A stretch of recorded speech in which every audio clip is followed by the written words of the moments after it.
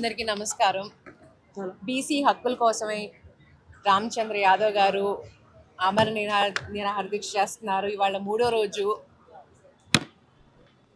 ఆయన కోరిన కోరికలు అనేది చాలా తక్కువ, పెద్ద ఇదేం కాదు.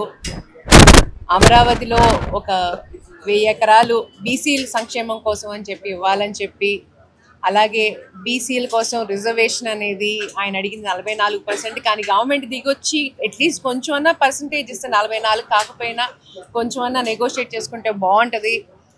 అలాగే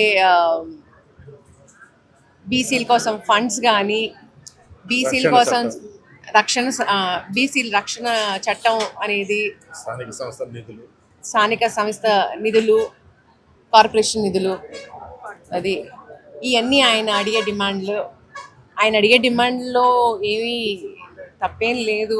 గవర్నమెంట్ కావాలి అనుకుంటే దిగొచ్చి తప్పకుండా చేయొచ్చు. ఇవాటికి 3వ రోజు. ఆయన హెల్త్ అనేది చాలా ఇదవుతుంది. దయచేసి గవర్నమెంట్కి రిక్వెస్ట్ చేస్తున్నాను, ఎవరినన్నా పంపించి నెగోషియేట్ చేయడానికి అని చెప్పి. ఆయన అడిగే డిమాండ్స్ పెద్ద ఈ డిమాండ్స్ ఏం కాదు. తప్పకుండా గవర్నమెంట్ దిగొస్తే చేయగలరు, కానీ ఎందుకు చేయట్లేదని చెప్పి నేను అడుగుతున్నాను. నేను రిక్వెస్ట్ చేస్తున్నాను, దయచేసి వచ్చి నెగోషియేట్ చేయమని చెప్పి. అలాగే రామచంద్ర యాదవ్ గారి ఈ దీక్షకు, ఆయన అడిగే హక్కులకి నేను పూర్తి మద్దతునిస్తున్నాను. అలాగే అన్ని బీసీ వర్గాలు కూడా ఆయనకి సపోర్ట్ చేస్తూ ముందుకు రావాలని చెప్పి కూడా నేను కోరుకుంటున్నాను. ఇప్పటికి 3 రోజులు అవుతుంది కదా మేడం, అధికారులు కావచ్చు, లోకల్లో ఉన్న నాయకులు కావచ్చు, ఇప్పటివరకు రాకపోవడం గురించి మీరేం స్పందించకపోవడం? అది గవర్నమెంట్ స్పందన బట్టి ఉంటుందండి. ఇప్పుడు ఒక్కొక్కళ్ళు గవర్నమెంట్ కింద పనిచేసే నాయకులు గవర్నమెంట్ దీన్ని బట్టి, కొంతమంది అంటే వాళ్ళ పై నాయకులు ఏమంటారు అనేది దానికోసం వెనకడిగి వేయచ్చు. నేను అందుకనే లోకేష్ బాబు గారికి, చంద్రబాబు నాయుడు గారికి నేను రిక్వెస్ట్ చేస్తున్నాను, ఎవరినన్నా పంపించి నెగోషియేట్ చేయమని చెప్పి. అది ధర్మపరమైనటువంటి దీక్ష కాబట్టి ఆరోగ్యం కూడా క్షీణించే అవకాశం కూడా కనబడుతుంది కదా మేడం. మీరు బీసీల తరఫున మీరు ఏం చెప్పాల్సింది? బీసీల తరఫున నేను ఒకటే చెప్తానండి, ఆయన ఈ పోరాటానికి నేను పూర్తి మద్దతునిస్తున్నాను. మనం దేనికి వెనకడిగేయద్దు. మన హక్కుల కోసం మనం పోరాడుతున్నాము. వెనక అడుగు అనేది వేయొద్దు, ముందుకే వెళ్దాము. ఎవరికి భయపడద్దు, ఏ గవర్నమెంట్కి భయపడద్దు.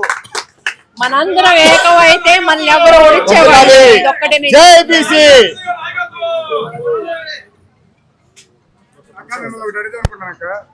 వంగవీటి రంగా గారి ఆశయము, ఇవాళ రామచంద్ర గారు అన్న ఆశయము రెండు ఈడుకోవాలన్నా.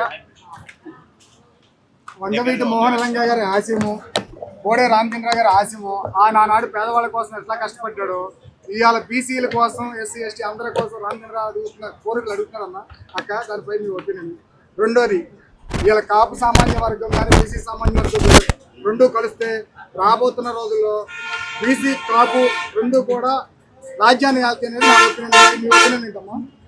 మొదటి క్వశ్చన్ ఆన్సర్ ఇస్తాను. రంగా గారి ఆశయ సాధనాల్లో తప్పకుండా రామచంద్ర యాదవ్ గారు నడుస్తున్నారు, అది నేను చూస్తున్నాను.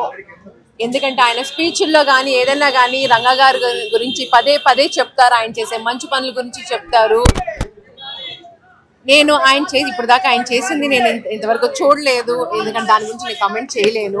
కానీ ఆయన స్పీచ్లో ఏదైతే చెప్తున్నారో రంగా గారి ఆశయాలే పాటించాలని చెప్పేసి ఆయన అనుకుంటున్నారని నాకు తెలుసు.